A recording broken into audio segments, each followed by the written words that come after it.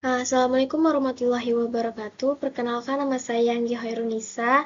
Di sini saya akan menjelaskan tentang reaktor kimia. Yang pertama kita masuk ke pengertian reaktor kimia.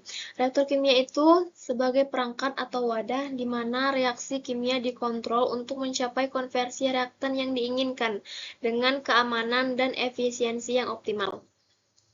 Ini ada reaktor kimia berdasarkan bentuk dan pengoperasiannya. Reaktor kimia berdasarkan bentuk itu yang pertama ada reaktor batch, melibatkan penambahan semua reaktan sekaligus dengan pencampuran merata tanpa adanya aliran masuk atau keluar selama proses reaksi, sehingga sesuai untuk produksi skala kecil. Yang kedua itu CSTR, atau RATB, menggunakan aliran kontinu dengan pencampuran sempurna mencapai kondisi steady state di mana konsentrasi bahan kimia tetap seragam di seluruh isi reaktor.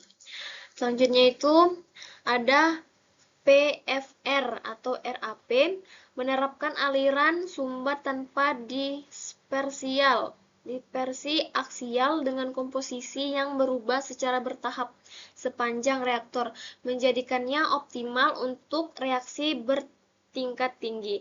Selanjutnya itu ada Vacuum Bed Reactor atau PBR, adalah jenis reaktor heterogen di mana tabung atau bawah diisi rapat dengan partikel katalis padat tetap, dan fluida reaktan atau gas atau cair mengalir melewati bed tersebut untuk bereaksi pada permukaan katalis.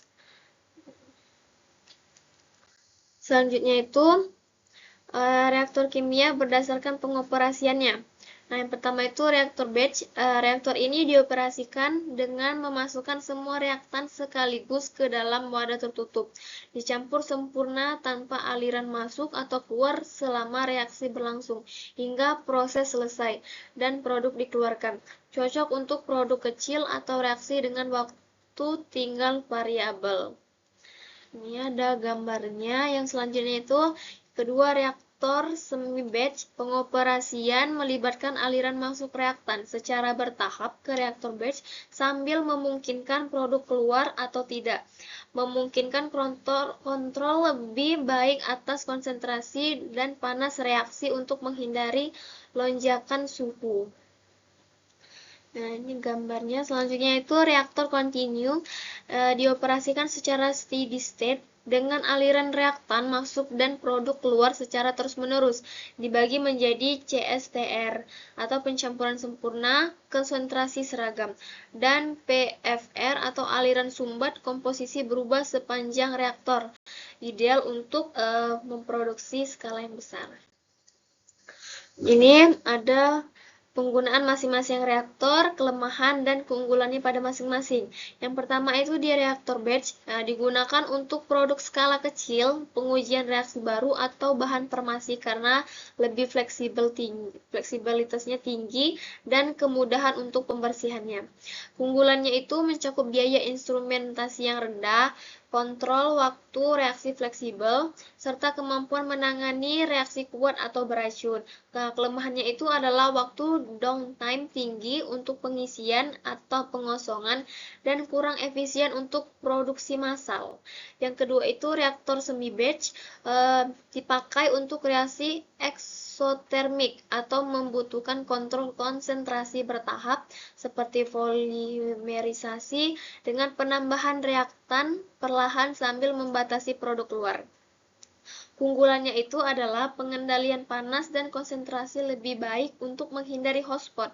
Kelemahannya itu meliputi kompleksitas operasi dan potensi akumulasi reaktan jika laju reaksi lambat. Yang ketiga itu reaktor CSTR, cocok untuk produksi kontinu skala besar seperti petrokimia karena operasi steady state-nya itu stabil. Keunggulannya itu termasuk produksi volume tinggi, pengendalian mudah, dan penanganan reaksi energi berkat pencampuran sempurna. Kelemahannya itu adalah konversi rendah untuk reaksi orde tinggi serta volume reaktor besar yang dibutuhkan. Selanjutnya itu reaktor PFR.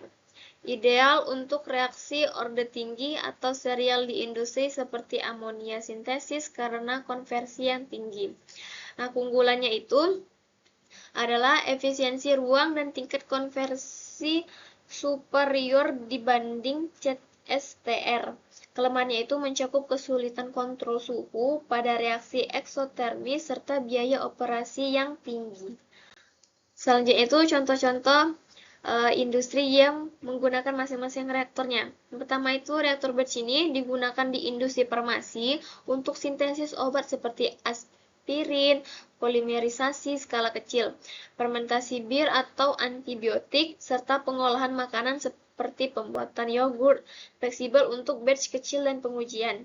Yang kedua itu reaktor semi batch diterapkan pada fermentasi biofarmasi untuk vaksin atau enzim, produksi deterjen dengan surfaktan, serta sulfonasi dalam pembuatan deterjen, efektif untuk pengendalian pH dan oksigen yang secara bertahap. Yang ketiga itu reaktor CSTR. Umum di petrokimia untuk hydrocracking minyak bumi, produksi etilena glikol atau neutralisasi limbah industri cocok untuk proses kontinu besar dengan pencampuran sempurna. Selanjutnya itu reaktor PFR dipakai dalam sintesis amonia, oksidasi metanol menjadi asam format atau cracking etilena di kilang minyak, optimal untuk konversi tinggi pada reaksi orde yang tinggi. Ini rumus-rumus rancangan reaktor untuk masing-masing reaktor.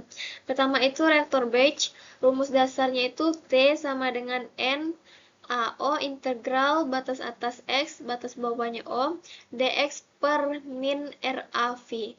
Atau untuk volume konstan, T sama dengan V per VA0 integral batas atas X, batas atas 0, dx per min RA.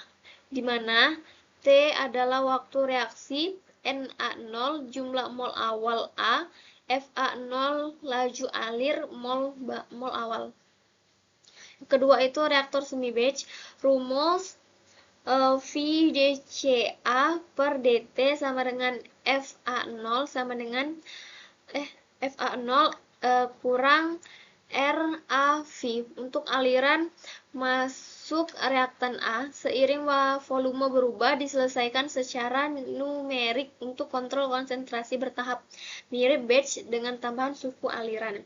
Yang ketiga itu reaktor CSTR, rumus V sama dengan Fa0X per min RA, di mana X adalah konversi keluar dan min RA dievaluasi pada kondisi keluar atau pencampuran sempurna steady state.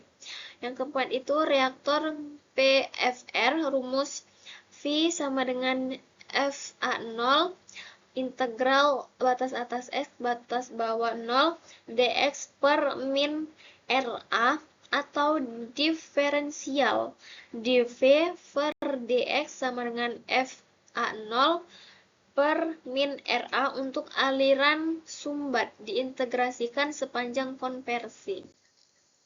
Selanjutnya itu hubungan laju reaksi dengan volume masing-masing reaktor. Yang pertama itu reaktor batch, laju reaksi menentukan waktu T untuk konversi X bagi T sama dengan Na0 integral X batas atas X batas bawah 0 dx per min RA, sehingga volume X tidak langsung mempengaruhi laju tapi waktu tanggal. T sama dengan V per V0 yang disesuaikan laju tinggi mempercepat konversi per volume konstan. 2. Reaktor semi batch, laju reaksi terkait volume berubah. VdCA per dt sama dengan Fa0 kurang RA kali V, di mana volume bertambah mempengaruhi konsentrasi dan laju desain volume, mengontrol akumulasi untuk menjaga RA stabil. Yang keempat itu reaktor CSTR, volume langsung proporsional dengan laju V sama dengan VA0X per min RA. di mana min RA rendah atau kondisi luar membutuhkan volume besar pada waktu tinggal T sama dengan V per FA0 sama dengan X per min RA. Lanjutnya itu reaktor PFR, volume diintegrasikan dari laju V sama dengan FA0, integritas batas atas X, batas bawah 0, dx per min RA. Laju tinggi awal berkurang sepanjang reaktor sehingga volume optimal untuk konversi tinggi T sama dengan integral batas atas X, batas bawah 0, dx per min RA. Baik, itu saja yang bisa saya sampaikan. Apabila ada salah kata, saya mohon maaf. Saya akhiri. Wassalamualaikum warahmatullahi wabarakatuh.